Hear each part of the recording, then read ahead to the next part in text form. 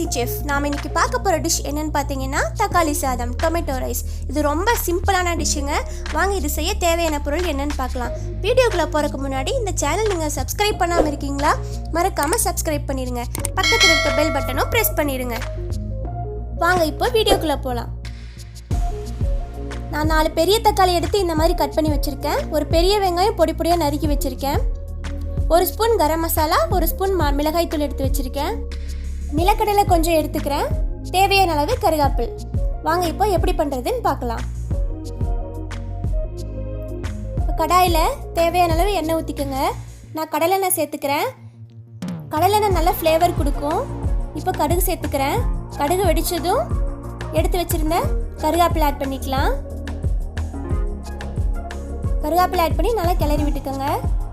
இப்போ நறுக்கி வச்சுருந்த வெங்காயத்தை சேர்த்துக்கலாம். வெங்காயம் நல்லா பொன்னிறமாக வர வரைக்கும் நல்லா வதக்கிக்கோங்க.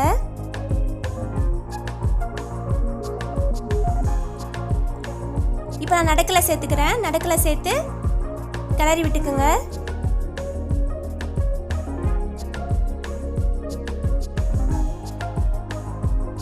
பாருங்க, வெங்காயம் நல்லா வதங்கிருச்சு.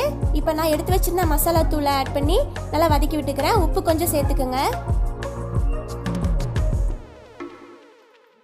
உங்களுக்கு டொமேட்டோ ரைஸ்க்கு உப்பு எவ்வளோ தேவையோ நீங்கள் சேர்த்திக்கலாம். இப்போ நான் 4 தக்காளியை இந்த மாதிரி அரைச்சி எடுத்துக்கிட்டேன். நீங்களும் அரைச்சி எடுத்து செய்யுங்க, சூப்பராக இருக்கும்.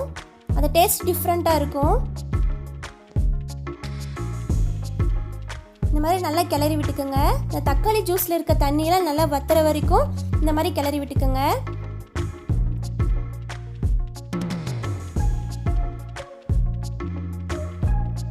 இப்போ நான் இதில் கொஞ்சம் மஞ்சத்தூள் சேர்த்துக்கிறேன். மஞ்சத்தூள் சேர்த்து தண்ணியெல்லாம் வத்துற அளவுக்கு இந்த மாதிரி கிளறி விட்டுக்குங்க.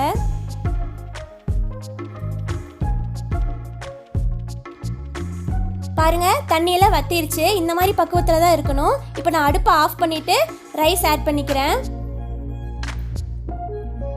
ரைஸ் ஆட் பண்ணி அந்த தக்காளி ஃபுல்லாக நல்லா ஸ்ப்ரெட் ஆகிற வரைக்கும் நல்லா கிளறி விடுங்க.